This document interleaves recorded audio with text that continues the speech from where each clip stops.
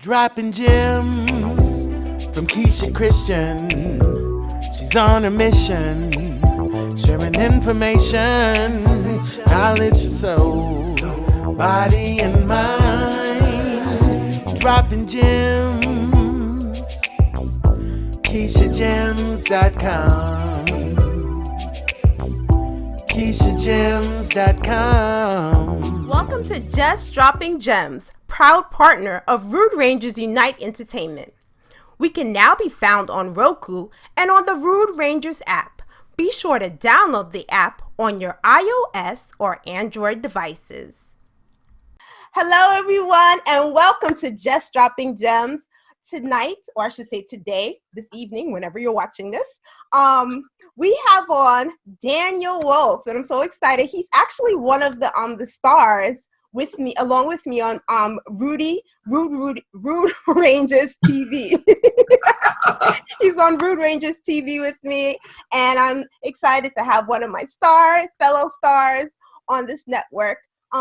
He is also the owner of Stitching Wolf Arts and Design, and as you see, he has his he has Kiaya on his lap. If you're wondering why he's holding a stuffed animal, it's the personality behind his company. So welcome, Daniel. Welcome to my show today. Thank you for being here. It's great to be here, Keisha. Thank you for having us. Oh, that's beautiful. So I want to know what actually got you into this line of business. I know that we have something in common. We're both educators. And what made you want to, well, I know you're still working as an educator, but what made you want to go into having this sort of business? No, that's a great question. So I'm starting my 18th year in the Department of Education in the city. But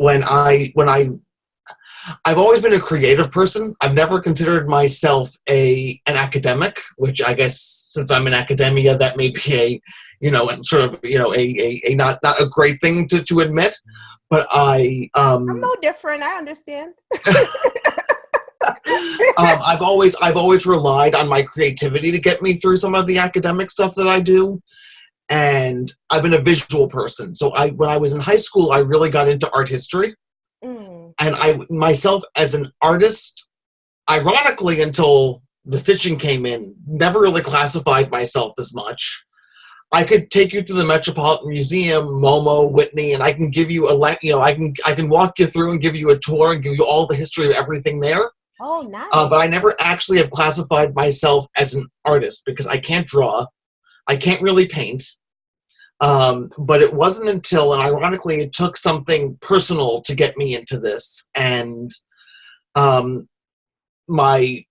she's now my wife, but at the point when we were dating, my wife was doing a lot of cross stitching and crocheting, and she tried to get me into it, and I really wasn't. It wasn't my thing initially, and then about 2 weeks or so before we got married, and about 10 years ago, my grandmother, who was really the light of my life and really the guiding force for me, became very, very ill. And she passed away not long after our wedding, and she wasn't able to be there, but I really believe kindredly, she stayed around just to see us together, because she died not long after the last time my wife and I had seen her after that. And I needed something. It hit me hard. I needed something to really occupy my time and to give me some focus. And my wife really helped me sit down and said, "We're going to try this." And it just sort of stuck. And the first one I did, which actually is hanging in my kitchen here, in my home studio, is very rudimentary, and it's one of the kits that you get like at Michael's or AC Moore. But it's very rudimentary and it's falling apart, and you can really see how it's a beginner thing. But as you know, over the last 10 years, it's really become my way and my journey to get through the way that I live my life and the way that I focus myself. And it's been that journey line for me throughout all aspects of what I do. Nice. And I have to tell you, everyone, he has some really great artwork. And I even like your play on words. When I look at some of your posts on Facebook, I was like, oh, I love it. Even the sale you put up, instead of saying Cyber Monday, you put Cyber Wolf. So I really love your play on words. So I must say, I love it. No, I play upon the fact that I have that unique last name that really just ties into everything. Okay. And you can't, it's something that's an attention grabber. But we really do have something for everyone. There really isn't, and I have a real, and my mission is to, I get such joy from doing it.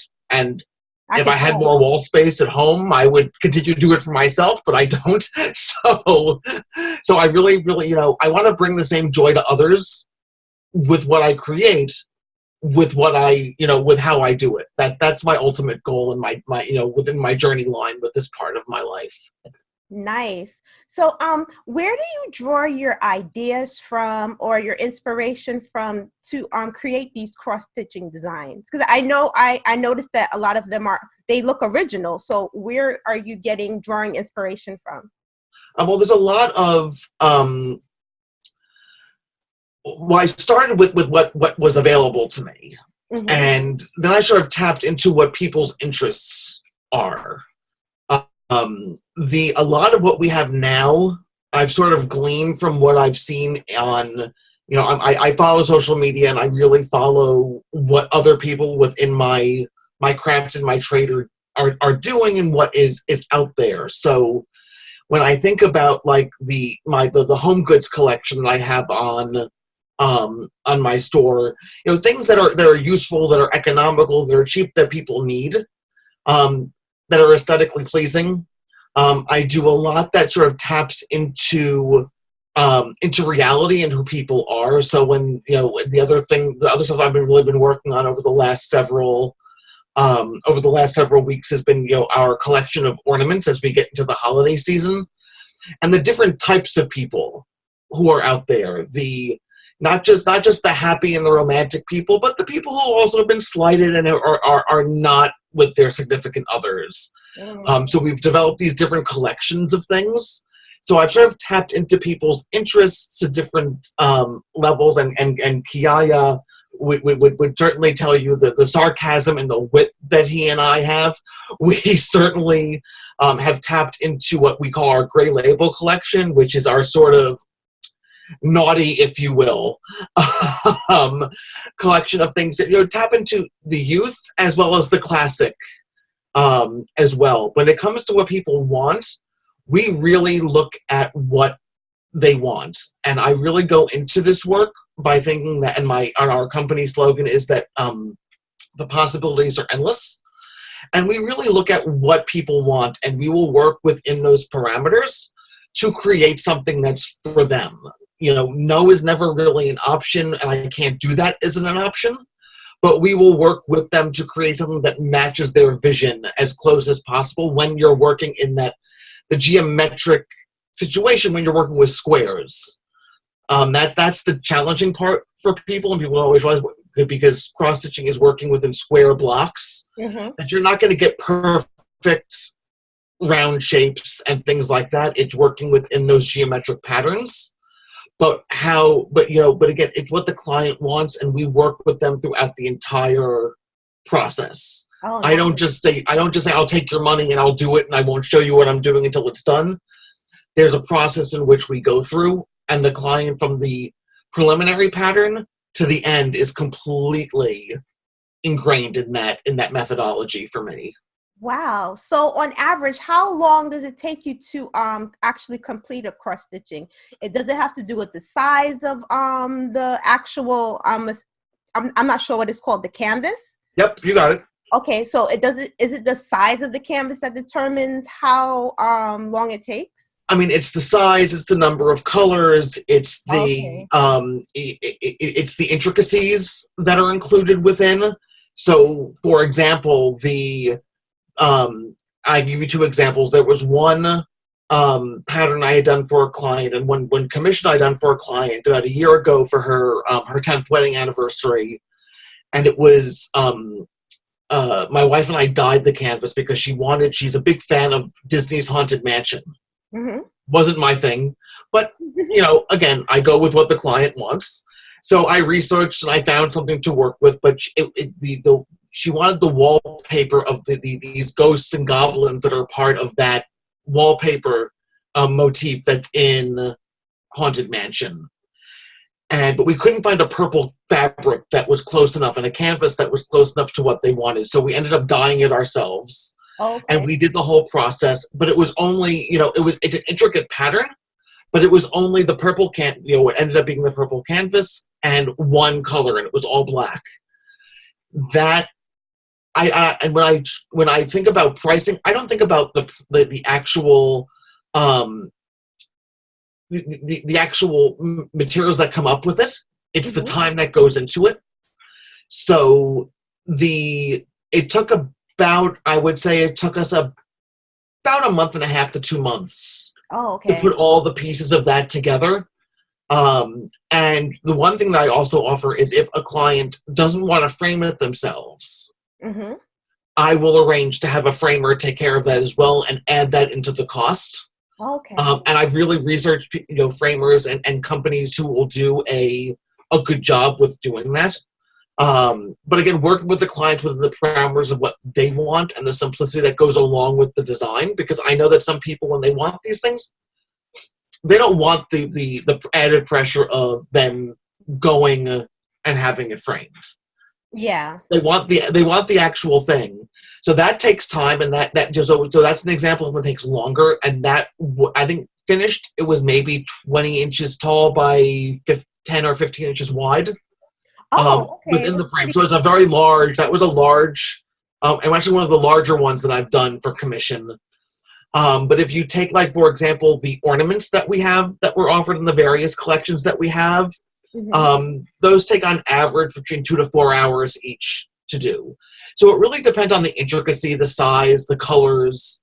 I did one, I was hired to do to create a pattern and a work based on a Bitmoji of someone. It was the first time I ever did it, and it ended up being like, I think it was like 80 or 85 different colors that went into it.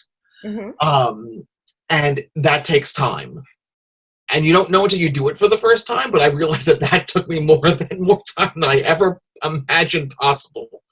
But it was really, but again, it really goes with the intricacy. So it's not about the materials. It's about the time and the care that goes into it. Because for me, it's about the history that goes along with it. Oh, nice. This episode is sponsored by #Puromance by Venice. Venice Richards, your Puromance consultant, inspires women to enhance their intimate lives and take care of their sexual health. Book your party today. Info in the show notes or description box below if you are watching this on YouTube.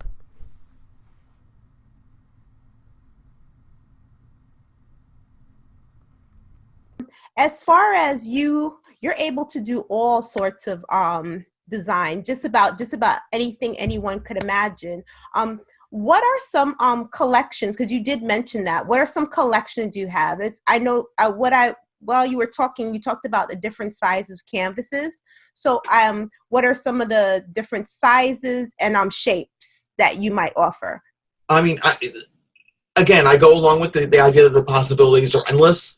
When it comes to certain things, and I've branched out and I've started to think outside of the box when it comes to what people want.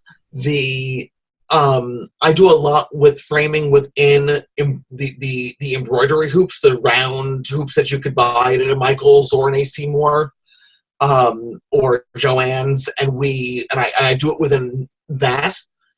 So, for example, our ornament collections, and there's 5 or 6 different collections within our Decking the Halls collection. And those are basically, with the exception of our pillow ornaments that are about 3 to 4 inches high and about 1.5 to 2 inches wide.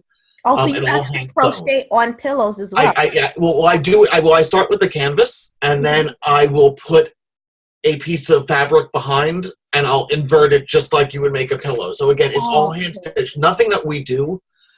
Everything that Kiaya and I do here is all handmade. So it's not like going to the mall and going to those embroidery kiosks that are in the in the mall, and you put it into a machine and it goes in. everything is handcrafted. Nice. Nothing is machine done. Everything is done to specification, and for what people want. So if there's something that's special that someone wants, again, I'm not adverse to listening and to hearing out and then working with people to make it become their reality, because for me, this ended up my reality. I didn't realize it 10 years ago when this all came down the pike for me, but this really became how I release that energy and I get through good times, sad times, tough times, bad times, everything in between. So that's but everything, there's love. That's every stitch. Yeah. Even though what may come out of our mouths as we go through it is not always loving, and we go back and correct mistakes, there's a bit of love in every stitch that goes on.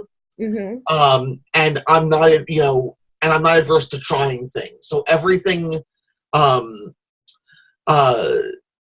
there isn't a shape when it comes to framing, unfortunately, unless it's a higher end type of a thing. There's very, it's basically square with what, if you were to go to a Michaels, for example, for framing, you're working within, you could do something different with the matting, but you can't do something with the framing. Yeah. Depending on what a client wants, I could then step out of the box and go a bit further with regards to shapes of frames, but again, it becomes a different cost point. I try to make it, it's art, and art is expensive, and art is something, for at least for me, I've always seen it. My mother was a needle pointer when she was younger and in good health. Oh, it's in your bloodline. So she would do the needle point with the pattern that was, and for a lot of the stuff that she did when she started was, she had in Manhattan, there was a shop where they would paint classic art and other patterns onto canvas directly, and then you would match the colors that the artist would use. So the pattern behind was original, based on classic works of art. So, for example, I have a Cezanne still life that my mother had needle pointed, that my grandmother had in her home, that I inherited when my grandmother had passed. But behind it, I know there's the canvas itself is an original painting based on this Cezanne still life. And the fact that it was needle pointed by my mother and stitched by her makes it, for me, an added, has an added value. So it's the original art from the person who did that who made it originally. Mm-hmm. Right. Plus what my mother did. So, for me, it's also that family connection. Yeah. That really makes it valuable, and something, I've done a lot of pieces for folks who wanted stuff for their grandchildren's bedrooms and their children's bedrooms with their names and different character motifs and animal motifs to match, what interests are. Those are the things that get passed down generation to generation, mm-hmm. that become those living history things. And for me, as a historian, as a history person, and as a history teacher or a former history teacher, those are the things that speak to me, because it becomes that living history for people. Yes. That sort of has that, wow, this is something that was made for me, given to me, that I'm going to carry with me. Yes, and pass on. Right. And that's what I'm trying. What I try to pass on through the work that we do here. It's a very it's almost Zen-like in the way that I think about it. It's very, everything that I do for people, it's the love and the passion for what they have for it as well. It's not just about me, mm-hmm. but it's about what they want to give people as well. Oh, that's beautiful. You said something that's resonating in my mind right now. You actually used your pain and you transmuted it into something loving and healing. Yes. So and then you even talked about, like, with your wife, how she actually sat down with you. So what I'm thinking now, is there anything else that you, because you're doing all these different types of work, is there anything else that you want to go into now with your company? or evolve into something else? I mean, we're dabbling. I mean, we're still relatively new. We're about a year and a half in. Oh, okay. We launched I think we launched our Facebook page in May of 2018. Oh, So okay. that's when we started. We really started to put some thought into what we were doing, starting very small scale. I've started to think more outside of the box with things. And I spoke earlier about like the different types of like home good type things. So I've sort of tapped into things that I have that are original in creation, that can be multi-purposed. So, so for example, on our website, we have our bling collection where I've taken some original pieces of art and I've turned them into pieces of jewelry. So you can buy the original art in a bangle bracelet or a pair of earrings or cufflinks for the gentleman or tie clips for gentlemen. So those things that are interesting, and then again working within parameters. So if I had a client who wanted something for a friend for Christmas, and I actually started this last spring, and she bought the original art that I worked to create based off of a pattern, but she also wanted earrings created. So we took that and I made it into a pair of teardrop earrings that she's giving to her friends. So she's getting the artwork as well because she paid for the time that it went into creating it, and she's getting the earrings to give as a gift. So it's sort of a dual thing. Nice. But again, it's original, and it's the time that goes into it that is, and what meant something for her. And she said, "Wow, you could really see the detail and the time it went into it. Like, this is that she's going to cherish. That's what I want. I want it to be that unique thing that someone, wow, this was done for me." Nice. So we've tapped into that. So I do that. I've taken a lot of some of my original art and I've made it into acrylic clocks as well. Okay. So you can actually get Kiaya's likeness, which is available on our website. It's not in profile. So I don't mean to cut you off, but it's not just cross stitching you're doing. Well, I'm taking it. I'm putting into other products that may hook into folks. Okay. So I've sort of looked at what people have bought. I've done a lot of time looking at what craft shows do and what things, and I've done a lot of trial and error over the last couple of years that I've been doing this. And I think about what's popular. So. And I've done different types of venues. I did the wine festival up in the Hudson Valley this past September, and based on what people purchased and what conversations I had with folks as they went by, I sort of gleaned what they had. I know, at different price points of what is available. So, so when I think about things, what someone will buy, like our ornaments are relatively low in cost. Our ornaments run anywhere between $10 and $25 based on personalization. And if someone wants something personalized and something designed specifically within what we have, that's the higher end. But the stuff that we have that's general is all $10 or lower. So we also have Kiaya has a collection that's called the color collection, where it's the embroidery floss that we use to stitch things filled in ornaments. Those are $8. Okay. So we try to base what different ranges of audiences have, because it is art, and art does cost. Yeah. So and for me, it's demographic. That's right. The demographic and what different people have depending on who an event caters to, and the time of year. I was able to do more in September when people are buying wine at a wine festival than necessarily I could do it, at one of the holiday shows, at a school vendor show or something similar to that around the Christmas season, where everyone is laying out all their cash for all the Christmas gifts and stuff that comes along with that. So that comes into play, but I also work with people because I'm also a humanitarian. When it comes to this, because I'm also someone who believes art is meant for the people. Yes, yes. So I'm willing to negotiate and to work with something within the parameters of what a person wants. And for me, I always start on the higher end. And I think about this. I always think about what I want, as an educator, what I want for children. Mm-hmm. So when I think about what I do on a day-to-day basis, as a director for a program within the city schools, I always think about, what do I want? What is the biggest vision I have? And I start large, and then I start parsing it down. Yeah. And that's what I do with my clients as well, because I want to tell them, basically give them an idea of what they have is worth and what is possible.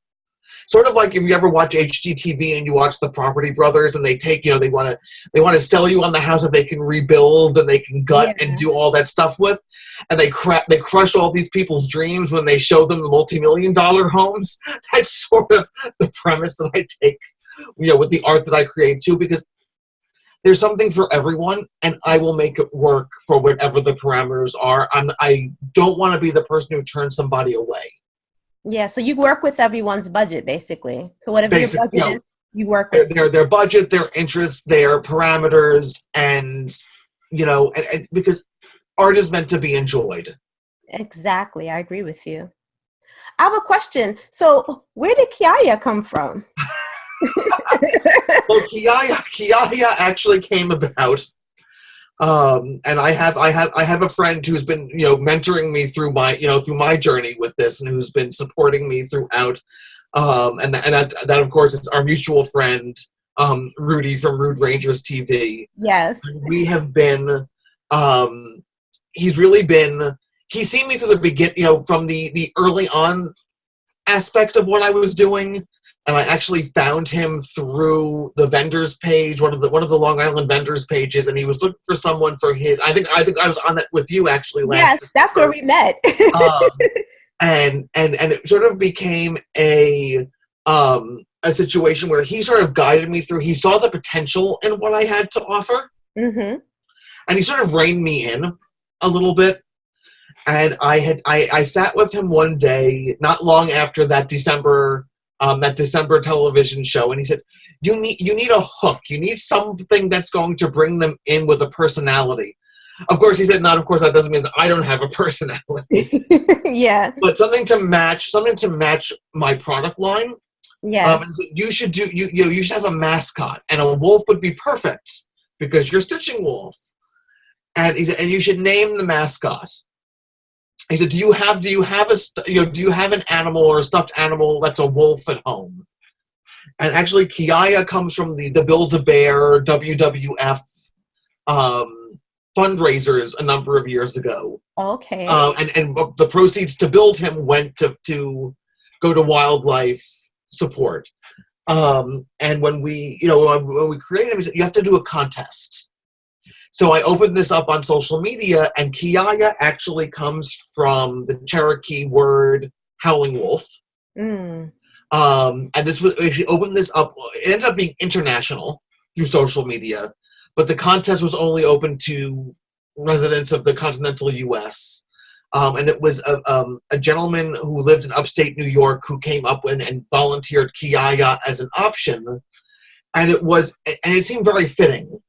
Because it's not up on the web on the homepage currently, because we've been promoting all the holiday stuff, but until recently I have a cross stitch that I have of a wolf howling.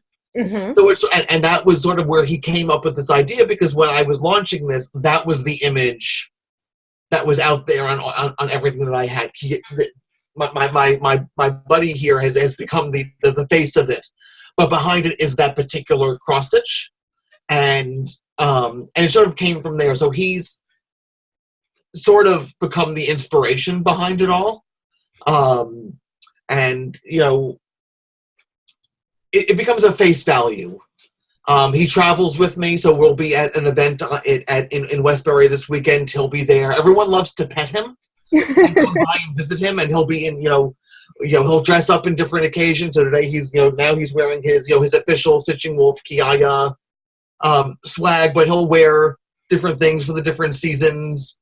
When it comes to baseball season, he's got a Mets uniform, he's got a Yankees uniform. He's a New Yorker. root for everybody. But, he's got a personality, and he comes out, and it brings people in. And that, it's something that people can relate to, and it's fun. And that's what I was thinking. It's fun. You have him there, and it's fun. I love it. Well, Daniel, thank you so much for coming on this episode of Just Dropping Gems. And I want to know, I always ask my guests, do you have any final words or thoughts you would like to leave with the audience? Absolutely. And first of all, thank you for having both Kiaya and myself here. He's awfully quiet tonight. He's normally more talkative, but he's a little bit more with the live broadcast. He's a little bit more shy than he normally is. But, honestly, follow your dreams. And follow your heart, and let your heart and your dreams guide you. And I believe in motivation and wisdom. And every Monday and Wednesday, I do Motivation Mondays on my social media and Wisdom Wednesdays on my social media. Mm-hmm. And I always try to impart some bit of wisdom. And I think that really you need to the possibilities are always endless, and you can't let. And there's a lot going on in the world that we're in. And you can't let that become a deterrent. You have to be you, and you have to follow what you believe and what you love. Yes. And for me, it follows both of my paths, both as an educator, which I've loved doing for almost the last 20 years, and I'll do, up until retirement and thereafter, and my art. The art was the unrealized dream. That I can create something and be that creative piece, but also, make it something that is tangible. I found that later on in my life, but don't take, and I guess it was, I forget the poet, Robert Frost, don't take the road less taken. Yes. But really take, whatever journey line you're on, go with it. Dreams can become reality. Possibilities are always endless, which are the two things that we thrive on here, and the stuff that I believe in. And that's the one thing I want people to walk away with. Follow your heart, follow your passions, follow your dreams, because that's what's going to guide you through what you do in everything, whether it's career, hobby, anything. That's the stuff that gets you through. Exactly. You really need to make time for those things that you love. It doesn't have to be really your career path or your job, but if you find something you love and you're able to take that energy, it could become very healing. And it's not only just for you, but for the world. It's very holistic. It's very like you said, it's healing, and it's human. Yeah. And we joke. My wife and I joke around, and all of our friends who are crafters and artists also, crafting is cheaper than therapy. Yes, you struggle with stuff, but it's very therapeutic. Yes. You find something that you love, and that becomes the guiding force in what you do. Yeah. And that's what my art becomes for me. It's a journey. It's a meditative process. It's a maze. It's a labyrinth. There's no easy solution, mm-hmm. but it's something that you work through as a process. So the one thing that people have to realize, that you need something that isn't your career, because at the end of the day, it's your career, but for some people, it's just a job. Yes. What are you doing for you? Exactly. And for me, and for my friend here, it's the art that gets us through. That's what, through any type of, sad, happy, mad, those are the, it's the art that gets me through and helps me cope. And everyone needs something, and that's what I'm about, and what people need to, especially with what our world is right now. Yes. We need joy, we need hope, we need love, we need those inspirational things, and tap into those things, because there's so much upset and anger and hatred that's out there now in our world. This is what we need. Yes, we definitely do need it. Would the weather keep you from going outside today? Don't suffer from annoying allergy symptoms. Claim your free gift. www.keishagems.com/courses. You have nothing to lose and everything to gain. Dropping Gems Academy is offering certifications that can allow you to turn your investment into a certified holistic practice. Use this introduction course as an all-natural alternative seasonal year-long allergy treatment option. Empowered with knowledge, you can help me spread awareness with the rest of the world. Driven by a passion for holistic studies, Dr. Keisha Christian has listened to your requests and expanded the techniques shared in her acclaimed resource guide, Holistic Gemz: How to Treat Seasonal and Year-Long Allergies Naturally into a full online course. The second installment in her published Dropping Gems series has inspired parents, teachers, naturalists, the therapists to reassess the way they handle seasonal allergy symptoms. Now this course will help you do the same. Sign up to get your free gift. The first 10 registrants get 50% off using the code DroppingGems50 at checkout. Well, Daniel, thank you so much for coming on and taking time out of your schedule. Oh, it's our pleasure. Thank you for having me and my friends. Yeah, I forgot to say it. Thank you. That's okay. He's very happy to join us, and we hope to join you again soon. Yes. But thank you for having us. It's great to do this with you tonight. All right then. Have a wonderful evening, day, morning, night, whenever you're watching this or listening to this. And everyone, thank you so much for listening to Just Dropping Gems. Peace and blessings to you. Much abundance. Thank you so much for listening to Just Dropping Gems. Proud partner of Rude Rangers United Entertainment. We can be found on Roku and on the Rude Rangers app, which can be downloaded on your iOS or Android devices. This episode has been sponsored by Dropping Gems Publishing and Dropping Gems Academy. Be sure to visit our website where we offer holistic solutions with the soul in mind.